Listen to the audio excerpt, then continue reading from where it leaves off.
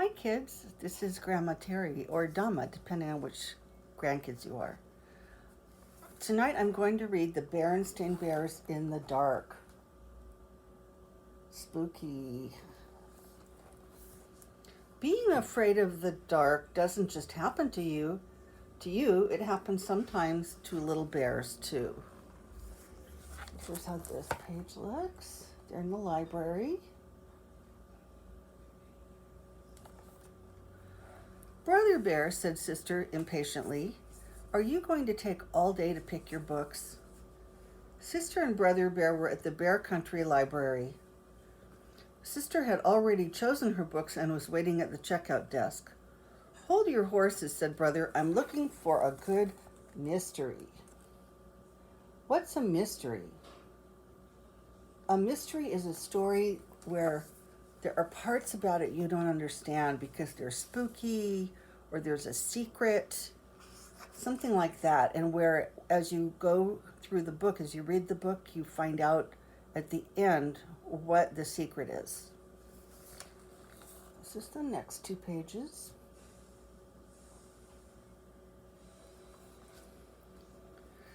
Sister Bear usually took out storybooks and books about nature, and sometimes books of poems.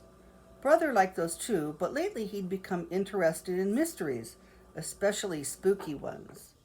Hey, this one looks good, he said finally. Let's check out. Said Sister, looking at the cover. It was called The Case of the Crying Cave. It looks scary to me.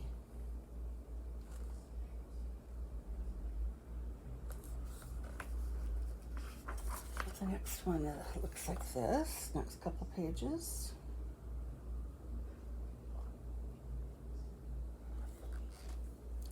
Say, this is really good, said Brother later that evening, when the Bear family had settled down for some reading. Would you like me to read it to you? He asked Sister. Sister was looking at a storybook about 3 kittens who were arguing about which was the prettiest, and it was a little boring. Or are you scared? Teased Brother. Of course not, said Sister. She left her book on the floor and climbed onto the bench to sit beside him. The mystery began quietly. It told about some Bear Scouts who were on an overnight campout.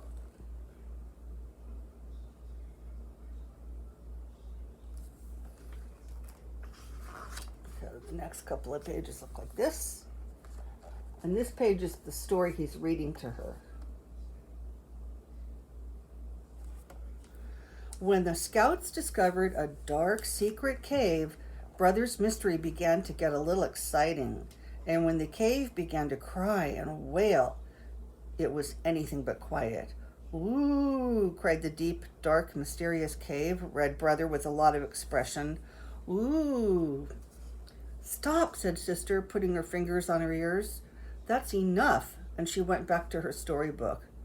Scaredy bear, teased Brother. And that's quite enough of that, added Papa Bear, looking up from his paper. So she's scared and Brother Bear is teasing her.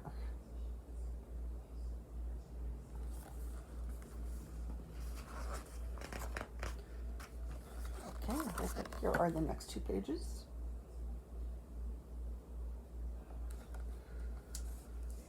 At the cubs' bedtime, Papa and Mama said good night, turned off the light, and left the cubs in the usual sleepy darkness. Outside the tree house, the bright, busy sounds of day had given way to the soft, soothing sounds of night.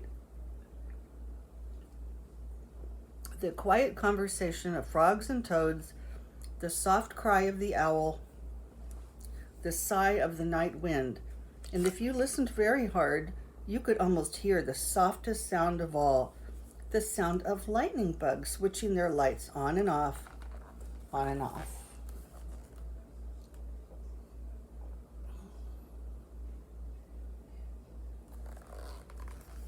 Okay, here are the next 2 pages.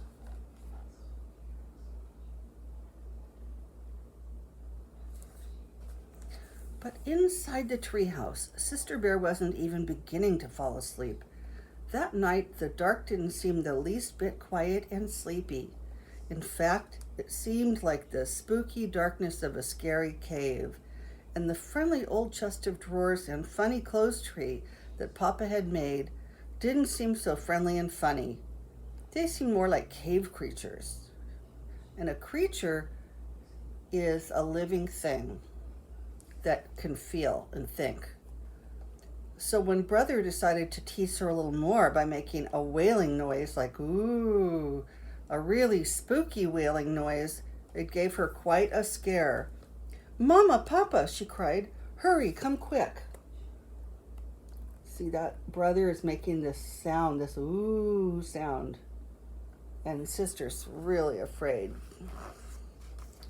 So she's calling for her parents.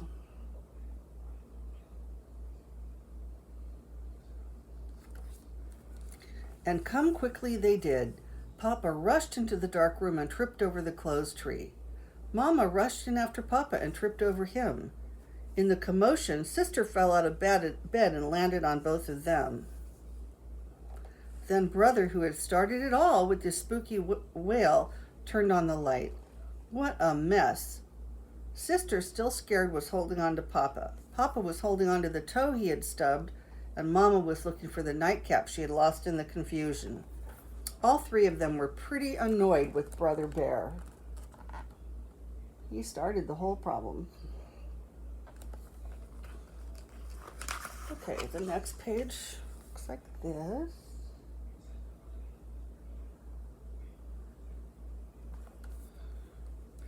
It turned out to be a very long night in the bear's treehouse.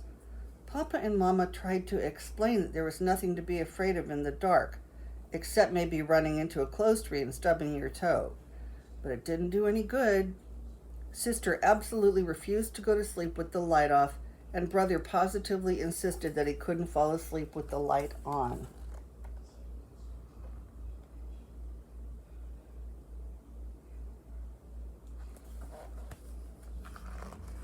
Okay, here's the next couple pages. The next morning, the Bear family was very sleepy-eyed. "Boy," said Brother, yawning, "I sure don't want to go through another night like that." "Neither do I," said Papa, "and I think I have an idea that might help." He took Sister's hand. "Come with me," he said. "Where are we going?" she wanted to know. "Up to the attic." "The attic? But it's dark in the attic, even in the daytime." "I know," said Papa, "but there's something I want to show you. Anyway, there's nothing so special about the dark. It's just part of nature, like the light. It's your imagination that makes the dark seem spooky sometimes." "What's imagination?" asked Sister. And there they are, getting up into the attic. Okay, and here's the next part. Imagination is what makes us think that chests of drawers and clothes trees are cave creatures. Excuse me. "I wish I didn't have one," said Sister. "Don't say that," said Papa. "A lively imagination is one of the best things a cub can have. It's imagination that lets us paint pictures, make up poems, invent inventions. The trick is to take charge of your imagination and not let it take charge of you." When they got to the attic, Papa began to rummage through boxes looking for something. Here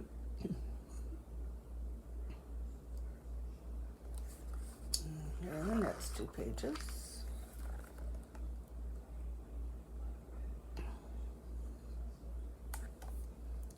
Sister tried to follow Papa's advice and not let her imagination take charge. And it worked. A spooky shape turned out to be the shadow of some old tools. What looked like a giant was really some piled up furniture. "Here it is," said Papa, "my old nightlight, the one I used when I was a cub and had a little trouble falling asleep in the dark." Sister couldn't quite believe that her big, powerful Papa was ever afraid of the dark. "Oh, sure," said Papa, "most of us are at one time or another." So yeah, that looks like a giant, but it's really just a clock piled onto some furniture with a rug on top of it. Here's the next part.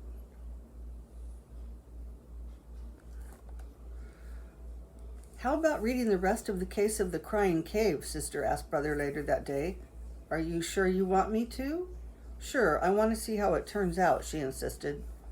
When it turned out that there was nothing very spooky about the terrible wailing noise, it was caused by wind blowing across an opening in the roof of the cave, like the noise you make when you blow across the top of a bottle. Sister was a little disappointed.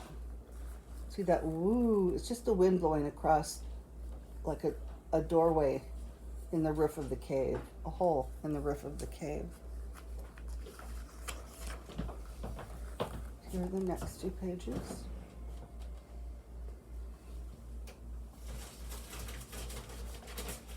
And that night, when she and Brother were all settled down in the cozy glow of Papa's old nightlight, she said so. I was pretty disappointed by the way The Case of the Crying Cave ended. It wasn't spooky at all.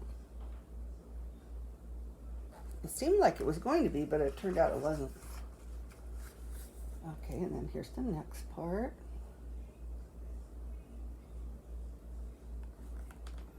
Why? Asked Brother. Because, she said, I was hoping the wailing would be a really spooky, scary monster. And she leaned down from her bunk over Brother's and made a spooky, scary monster face at him. Cut that out, cried Brother. So he's scared this time.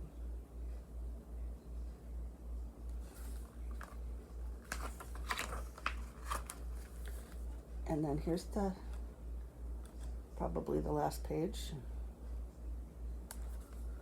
Then Sister went right to sleep. Brother lay awake for quite some time, listening to the owl hoots and thinking that maybe he'd had enough of mysteries for a while. I do think that's the last page.